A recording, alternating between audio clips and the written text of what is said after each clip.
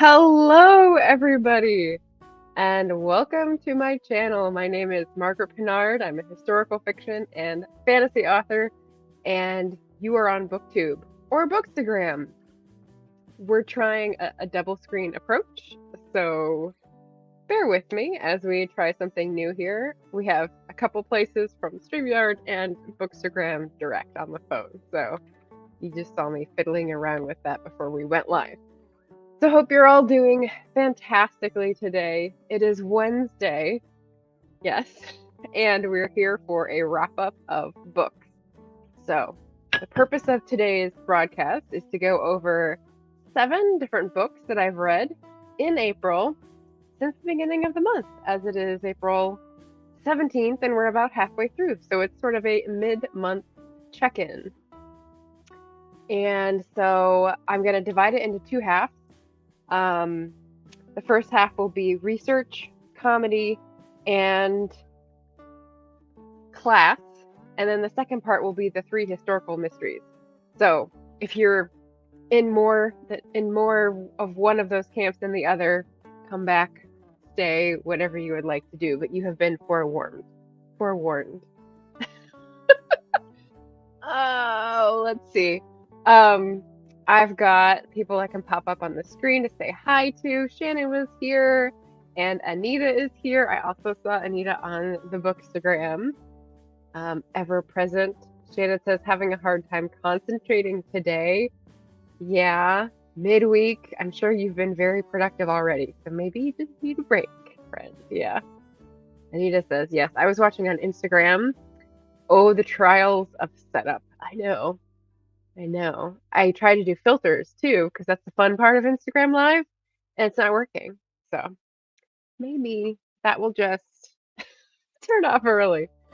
But okay, let's start with our welcome and our current read. I was going to let you know what I'm currently reading is Our History is the Future by Nick Estes. This is a Patreon book club pick. It is a nonfiction. It is about the history of indigenous resistance, starting with the Dakota Access Pipeline and sort of going back and filling in things that led up to that, or history to draw on in terms of how people resisted the pipeline for context. And so that's been very interesting. I'm over halfway, and we just decided that we're going to meet on Sunday to bop around people's schedules. And so I have to read a little faster now. But if you're ever curious to join the book club or get bookish mail, those are some of the Patreon benefits that I offer. It's Patreon_MP4 to check it out. All right, so now we're going to dive in. Hey, Cat Paw, welcome. We're going to dive into the comics. This is the first one. Okay, so I read this a few days ago. I'm not going in time order this time, as usual. This is Nathan W. Pyle's, let's see if I can see it in both places, Strange Planet. And if you are a patron, you may have received a postcard by this person. I got one of his kits for postcards a while ago and have used some of them. He basically does comics with alien forms as if they have come to Earth and are trying to figure out how to be human and act human. And so they have funny ways of explaining things that really highlight and pinpoint the tragicomic way that we look at life on Earth, and so make you laugh at yourself. And I had already read this. It was sitting on my desk for some reason, so it had been languishing there. So I picked it up and did a reread, because a short comic book is maybe sometimes what you need to drag you out of a reading slump. I wasn't in a reading slump. Was I? But anyway, I would recommend this if you're looking for a funny read and like, life is funny, I need to laugh at something, and not do it on TikTok, which is the other place I go to laugh at life. Just saying. Then we've got class. So I spoke about this a little bit.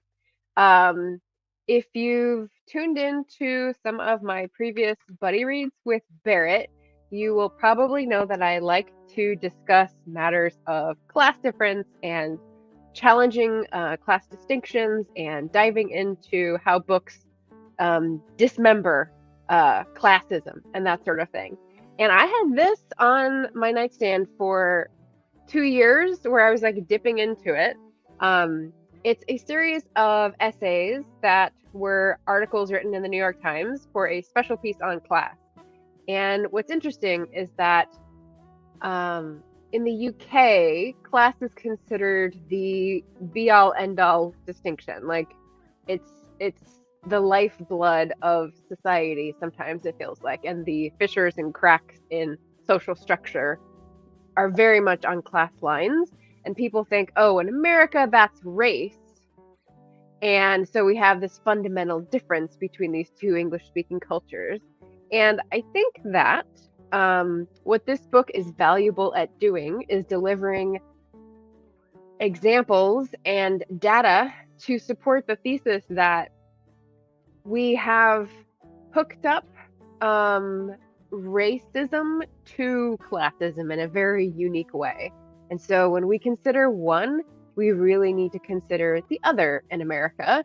And when we consider the UK, we need to think about both for America, at least. So I thought this is really valuable. Even though it's like 20 years old, the investigations into welfare benefits, into environmental inequalities, into educational access, into all these things that we're still having trouble with now, was already here 20 years ago. So, the cases and the things referenced will be older, but if you're a geriatric millennial like myself, you will understand the references.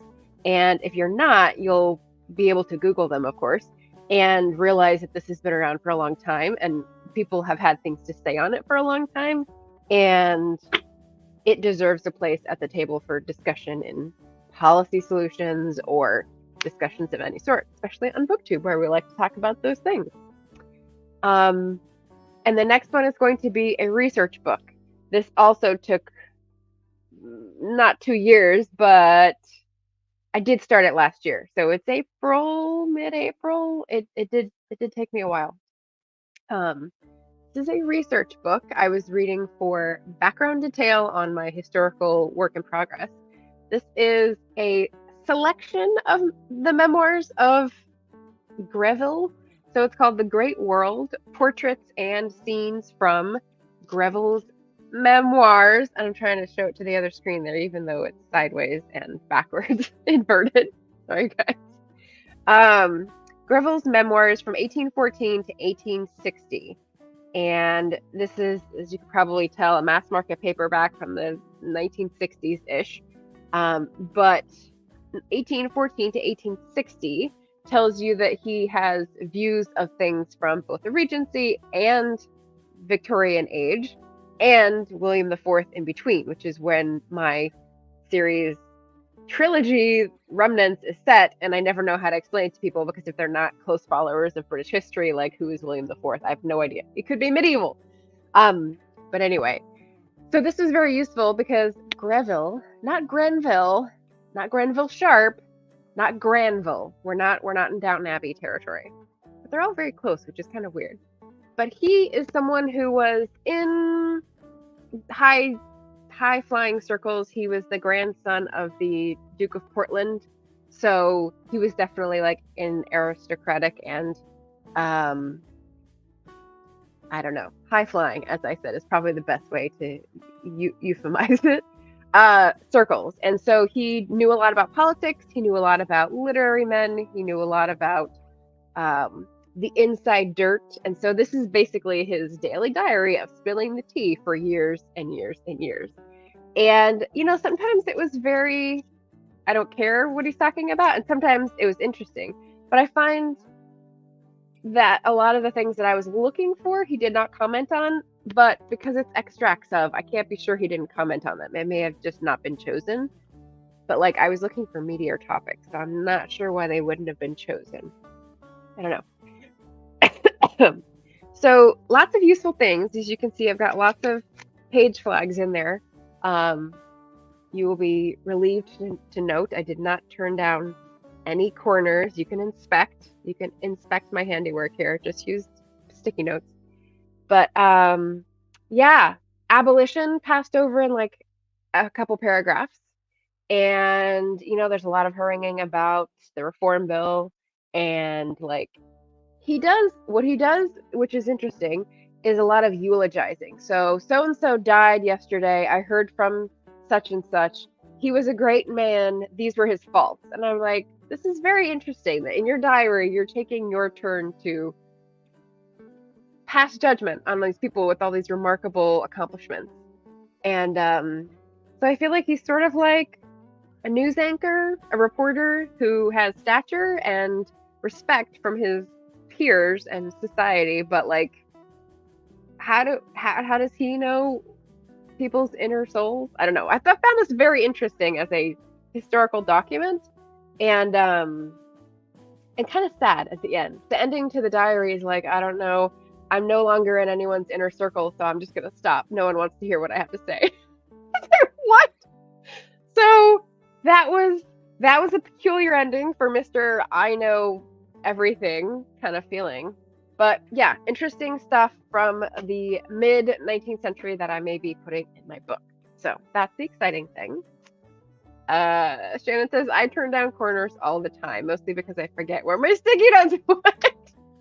Oh, okay, well, what you need to do, my friend, is sit next to a thing where like you cannot run out of sticky notes. This my little organizer here can demonstrate. So that's the books 1 through 3. I would say comics 5 stars, class 4, healthy 4.5 stars, research memoir from the 19th century 3.25 maybe. So it's a mixed bag. But yes. It's a whole 3, 4, 5. It's an 8-drawer organizer on wheels, and I got it from Goodwill, so it was a great deal. But I'm going to take another little break to give you another announcement, which is not about me. It is about someone who just released a book. So normally books come out on Tuesday, Pub Day Tuesday, and my friend Emma Bennett just re-released a new cover for her book that is a romance called The Baby Plan. And if you're interested in it looks like a beachy romance with a little bit of like sad backstory, like sister dies and someone's taking care of the baby, but then forced proximity and like sparks fly is what I'm given to understand.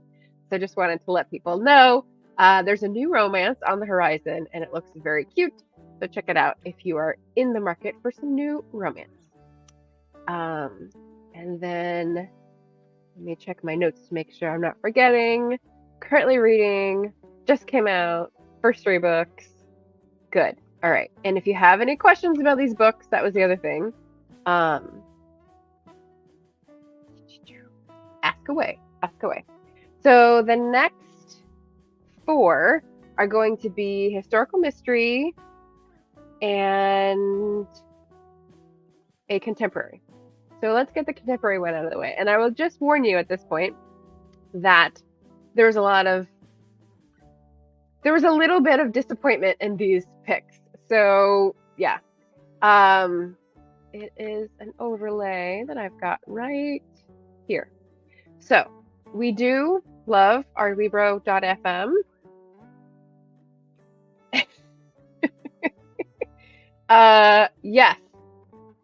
Yes, I'll get into it at the end.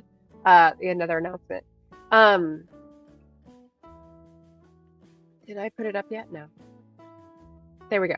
So we do love our Libro.fm for audiobooks. If you want a different way to listen to your books, Libro.fm is the sweetest smelling purveyor of audiobooks to the world. This is one that I got from them. It's called Come Rain or Shine by Sarah Bennett. Another Bennett, as Shannon was saying. And it's a contemporary romance, and it seemed very cute. It's a woman who is more career-oriented, and she's getting flack from her family for not settling down because her sister has settled down with her in her parents' village and everything's perfect, right? But she was betrayed in a previous relationship and can't find a guy that she trusts enough to like give it another go with. So she's career focused and she takes on this like weird arrangement for her boss who's a bit sketchy, and then there finds like a really interesting opportunity. And the only problem is that she lied to get there. So what's gonna happen? And I will say, it's not long. Contemporary romance is probably like 250 pages in paperback. And when I got to a certain point when there was like 2 hours left, I looked at it and I was like, there isn't time enough for them to have a, what is it, third act breakup or whatever it's called in a romance. So I started to be able to predict what might happen. And I was like, no, I was right. So I was pretty disappointed with the ending. I don't think that was too spoilerish. It was just like very unrealistic. And for me, at least, at this point in my life, like painting unrealistic portraits of love interests in books and, you know, magic endings was left a bad taste in my mouth. So I did not enjoy that. But you could be much more forgiving and much more ready to like take in a heartwarming, I think that's what was in the title on Amazon. I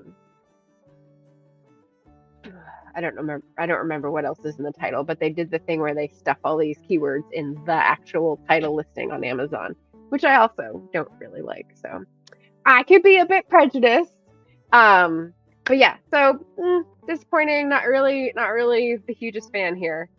Sounds more like women's fiction. No, it was definitely set up as a romance. It was definitely like the formula of a romance. Women's fiction is more introspective.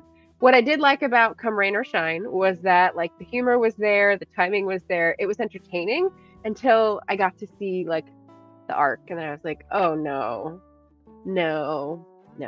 So that's my reservation. But if you're okay with like a little smarmy, then go to. Yeah. Yes. So there. That is the disappointing audiobook. But now we've got 3 historical mysteries, and there's only a little disappointment in these. I'll get it out of the way. So this is the one that I read April 1st. So this is the oldest read, I guess. It's called The Last Heir to Blackwood Library by Hester Fox. And I think Hester Fox just came out with another book, really. But this is something I bought new in trade paperback with like glossy flowers on the cover and birds, which is really pretty. I mean, cover by, obviously. And yeah, I got it from an independent bookstore when I was in California because I was treating myself last year. And it's got like the gothic look. It's got the historical going on. So it definitely spoke to me. I didn't know it was going to have supernatural. So just like another, just like the Reformatory, it sort of like snuck up on me and I was like, oh. So I guess I'm just not paying attention to the marketing well enough, but it's kind of a, what can I say that's not spoilery? It's definitely gothic feeling. It's a young woman who doesn't have a lot of choices, living in London and poor, and she gets this opportunity because she's named in the will as an heir, and so an heiress. And so she goes up to wild, windy Yorkshire to try to settle into a much classier, we were talking about class, life as lady of the manor, and finds weird things, right? So she's a book lover. She's very excited that there's a huge library, but then the library turns out to have like nefarious threads attached to it. And so she's got to figure out what's happening and how to beat this nefarious force. So I liked the writing and I liked the setting, definitely my setting. The little disappointment came with the fact that like there is romance in here, but because of the supernatural stuff, it's sort of like glossed over. Like there's some amnesia trope going on, and so we miss like the buildup of the romance. So when Shannon was saying there was missing romance in the contemporary one, I'm like, no, it wasn't missing. It was there. It was just too easy. And this one, it wasn't there, and I wish it had been, because the two characters were really good, and I would have liked to see more of their development. So that little disappointment aside, I loved the idea. I loved the setting details. It's right after World War One, and it's in Gothic Yorkshire, and the house and the library and the townspeople and the people who are trying to help her, and like the who can you trust. Like, there's a lot of things in here that I really enjoyed. So I would definitely read another Hester Fox.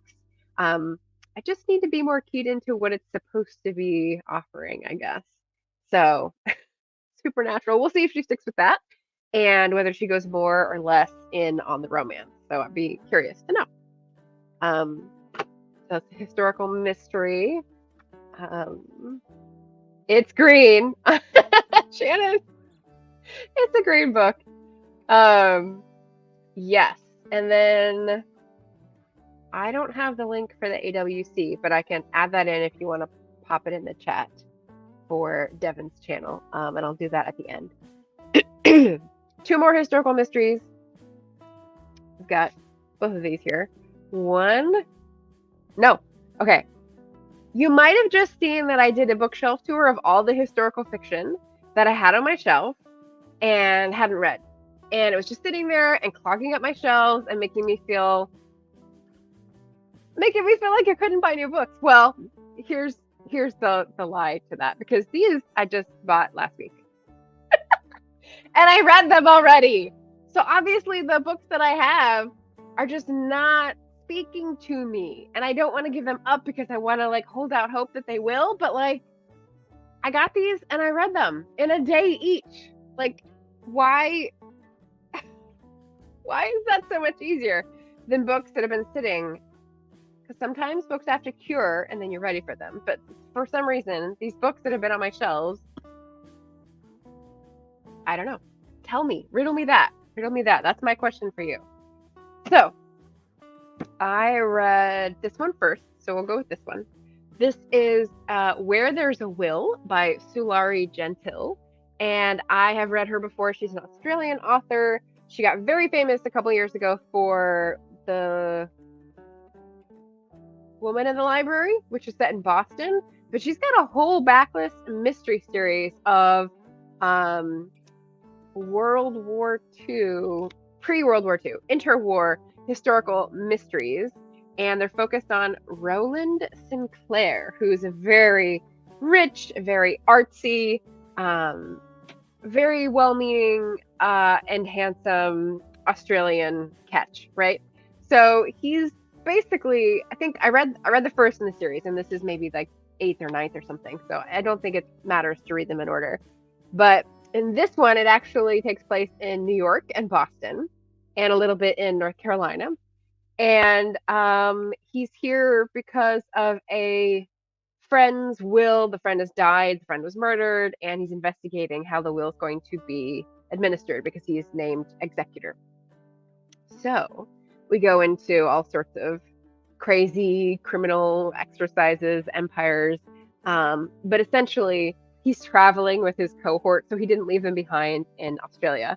He travels with, it's like a coterie, it's great. The love of his life, who is just friends, but he wants more. But they're like yearning still in this book, which is amazing. And she's a sculptress. He's a painter. And his friends are also artists and painters. One is a communist. They're like the Bohemian gang that you want to be friends with in the 1930s, right? And so they like help him, and there's always one that gets beat up instead of him. And yeah, so they work as a team. They're kind of like the Scooby-Doo gang, except smarter and richer. And yeah, they get up to all these hijinks and solve a mystery for their dead friend. So I really love the way it's written. The pining, the yearning is good. I mean, that's where I got the romance that I did want. The mystery is good. The hijinks are a little Scooby-Doo, but like it's enjoyable. That's kind of what I'm looking for in a page-turning romance. Sorry, not romance, mystery in a day. And so yeah, Solari Gentile. Like if I come across more of these, I got it in a used bookstore.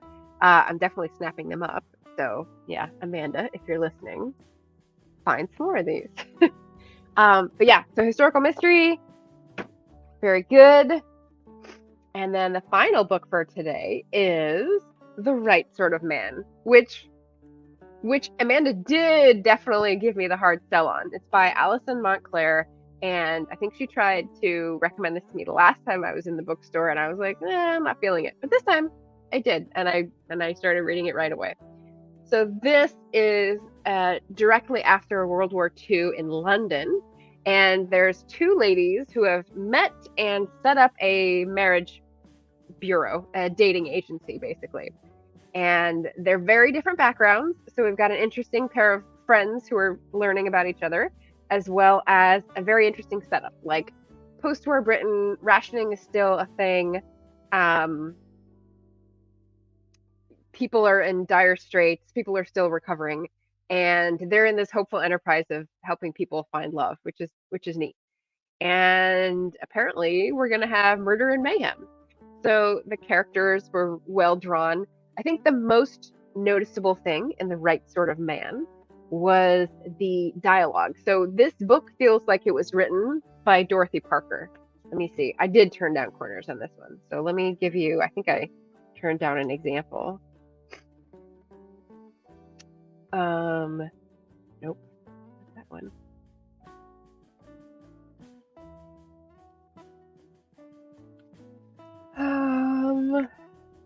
Let's see. I thought I turned down the corner for a good representative dialogue, but now I'm not seeing it.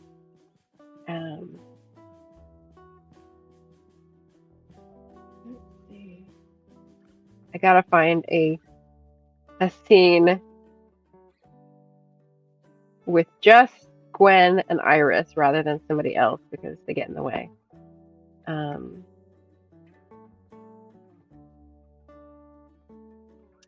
Nope, that's the police.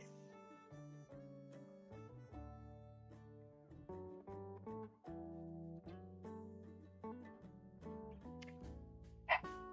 Well, so much for that idea.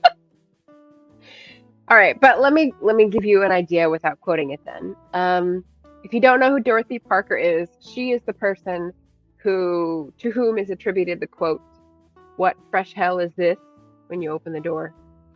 Very cynical, very breezy, very brazen, I would say, and really not processing what a person says before spitting up a smart comment and being a smart aleck about it. So this book has dialogue scenes between these two women that are so fast and so dry between these two, like firing back and forth, that you're hard pressed to process the meaning of the clues that are coming in and, you know, the emotional impact of things that they're learning about each other. So you kind of have to slow down and be like, oh, wait, she did this or that means that. And like, it's fun. It's very fun. So I really enjoyed that. She's got, I think, a few more after this because this is from a few years ago, 2020. Oh, nope, that's the next book. So this is 2019. So maybe I'll see if I can find some more in that series. But wait, the right sort of typeface. Wait. I missed some chapter. Okay, so yeah, those are good books when you can read them in a day, for sure. I might have stayed up a little past midnight for both of those. It was definitely worth it. I'm in the same predicament. Margaret, hi, Melissa. New books will be read immediately, but I often lose interest with those that have been sitting there. I know. Like, so hopefully I've got a couple buddy reads that people have signed up to do so I can get a few of them off my shelf. I actually started a few in the spirit of try a chapter, and I just got bogged down. I read maybe 40, 80 pages, and like they're just sitting next to my nightstand because I'm like, they're not interesting enough to hold my attention, which is unfortunate. Melissa says, I'm working hard to reduce my physical TBR so I can get to a point where I can read what I own within a year. Ooh, that is ambitious. Okay. I just saw on my homepage, I think, not someone I'm subscribed to, someone saying they quit their Read What You Own challenge, and I was like, ooh, this is gonna be juicy. So I put that on my watch later list. It's one of those things that's always in the back of my mind, but like, do I ever think I'll finish it? No. I just put an Instagram story up to that effect, which is like, this is how long it will take you to read your TBR, and this is the like known time to the heat death of the universe. It was just funny. Melissa's liking the pining. Yes, I love that. And for sure, Cat Paw. Oh, wait, I skipped over Cat Paw's comment. Sometimes it's like that. I picked up and tried to read Last Train to Lisbon. Last Train to Lisbon. That sounds familiar. I don't have that. I have Last Train to Istanbul. 3 times over like 2 years, and then I picked it up and read it over 2 days and could hardly put it down. Crazy, right? Yeah, it's weird. It's weird. I don't know how our brains work with this. This is ridiculous. Jim's books, reading and stuff. Scooby-Doo. Hi, Jinx. Hi, Jim. Jim just had a really interesting video up about analytics for shorts, which I found very illuminating. Welcome. It's a little late for you. Cat Paw is the right sort of typeface on that. Is this one you're talking about? It's definitely different. Definitely caught my eye, and I definitely like these colors. It kind of blends into my wall paint as well as maybe my like branding colors here. Different. Definitely different. Cat Paw's laughing. Okay. And she says, I've read so many books where woman inherits a house, a mansion, etc. And right guy, wrong guy, mystery, etc. I'm done. I want it to happen to me, the gorgeous house, and funds to restore it. I know. Yeah. Leslie and I were trying to cook up a situation like that the other day. Yes. Andy is waving to say hello. That would be Panda Andy. Nice to see you. And Jordan Mahoney, hello. Long time no see. I heard recently that you went to my country of Ireland based off your research on your books from being there. I did not. I thought about Ireland, but the ideas for the book were not in the places that I wanted to go. So I was thinking about the Black Stairs Mountains. I was thinking about Sligo, and I did not end up getting to go, but maybe in the future. Devin is here. I barely have a signal, but wanted to catch the chat. Hi, Devin. Okay, well, this is a perfect segue then, because Devin's channel is going to be host for Friday's live. Wait, there it is. Starred. And Shannon has put in the chat the link for our live stream. The 3 of us, the chairs of the AuthorTube Writing Conference, will be gathering to talk about expectations for the conference and additional announcements that you have for April. So we'll be on Devin's channel this month, and so check us out then. And then my last